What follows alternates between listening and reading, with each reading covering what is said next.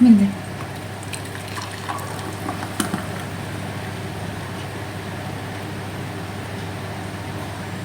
يا سلام، اللهم بارك. بعشق القهوة.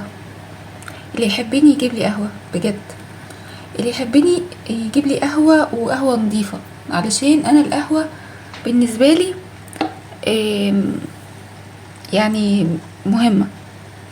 انا لما كنت تعبانة وكنت ممنوعة منها بجد كنت بعاني.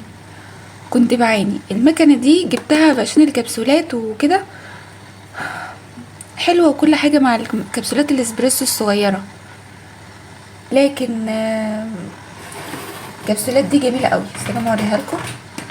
دي جميلة قوي وبتاعت باجة، حلوين جدا جدا جدا جدا. وعايزة اجرب بتاعت سيلاوز هنا في مصر، اللي هي بتاعت الشركة دي دي هنا في مصر حلوة قوي. سيلاوز دي القهوة دي التركي اللي بالمستكة اليوناني عسل، حلوة جدا. وفي كمان اللي بالتوت والشوكولاتة، بس انا مش من هواة التوت قوي يعني. اللي هي دي اسمها قهوة ماليبيري لايت. دي بالتوت والشوكولاتة، مش من هواتها قوي. ريحتها توت جدا.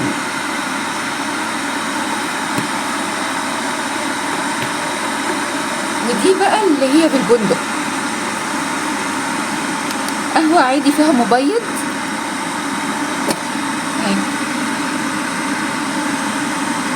ريحتها وطعمها حلو جدا، بس فيها مبيض، هي دي مشكلتها معايا. من كتر البرد ماسكه الكوبايه كلها كده ومش حاسه بيها والله، من كتر ما انا بردانه والجو برد.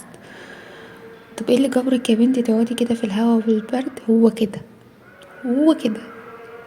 ده الحمد لله ان انا اصلا بدات اعمل الحكايه دي.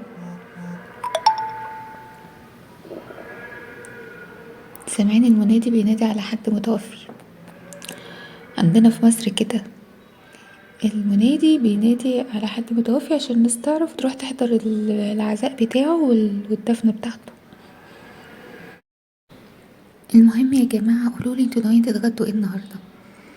انا بفكر كده اطلب سمك مشوي من كافيار، رغم ان كلنا تعبانين، بس انا يعني مش مقتنعة بارتباط السمك بالبرد يعني. بفكر اطلب سمك مشوي من كافيار وخلاص، واعمل الرز والسلطة هنا في البيت، واطلب شوربة وبس كده.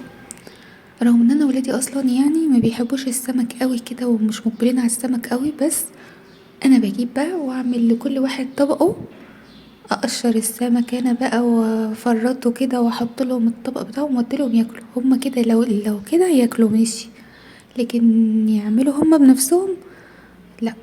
وخصوصا ابني، يعني ممكن البنات ماشي يقعدوا ياكلوا معايا عادي، لكن ابني ما استحالة يقشر السمكة كده ويفرفطها كده وياكل، لا استحالة. لان انا عندي جوه كوم مواعين في الحوض عاوز يتغسل ومش لاقي حد يغسله، فانا لو دخلت كده قعدت اغسل في المواعين دي هكسل ان انا اطبخ، اعمل اكل يعني. فمش عارفة بصراحة، عشان لو هطلب السمك هطلبه قبل صلاة الجمعة، عشان بعد صلاة الجمعة يجي، عشان يوم الجمعة ده بيبقى زحمة في المحل، بيبقى ناس كتير طالبة وبيبقى ناس بتشتري، فبيكون زحمة، فان انا الحق احجز دور يعني. فاهميني؟ هنشوف ربنا هييسر لنا ايه وهيحلها معانا ازاي. بصوا بقى مية المطر، كل ده بقى لازم يتزق كده ويبعد عن المكان ده عشان السطح ما يشربش المية دي. فمضطرة دلوقتي ان انا ازقها وهدخل بقى في المية دي، الله المستعان.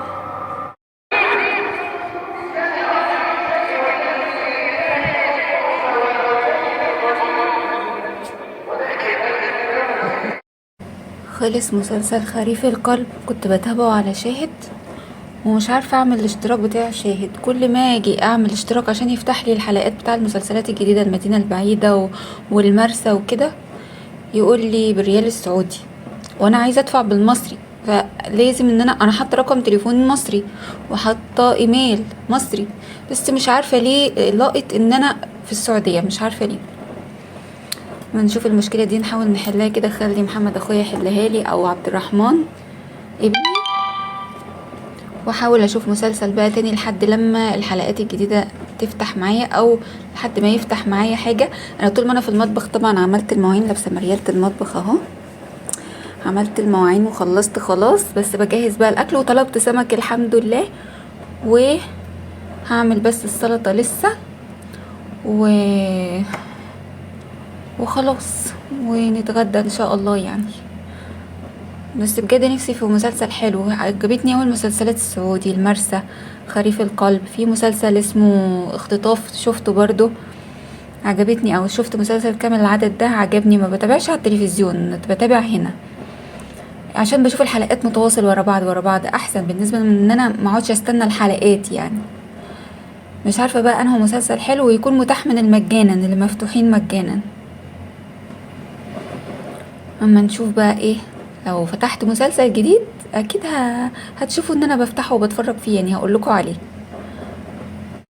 بس بجد مسلسل خريف القلب ده حلو قوي في الاخر كده، يحزن يحزن بجد، عيطت كتير.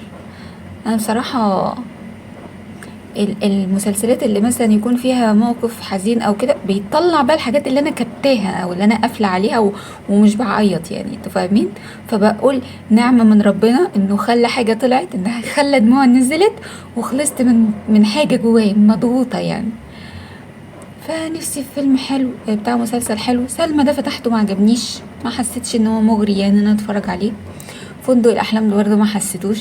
الممثل ده اصلا يعني حسيت ان هو ما كانش حلو غير في مسلسل البحر الاسود ده. فمش عارفه بصراحه، هنشوف. ومسلسل امي ده برضو عجبني رغم ان هو اصلا تركي، واصلا هو مش تركي، هو نسخة تانية، فتركيا عملت نسخة والسعودية عملت نسخة، بس ده جميل اوي، النسخة السعودي جميل. فمش عارفة لسه مش عارفة اختار ايه واتفرج على ايه. لو عندكم اقتراحات قولولي يعني.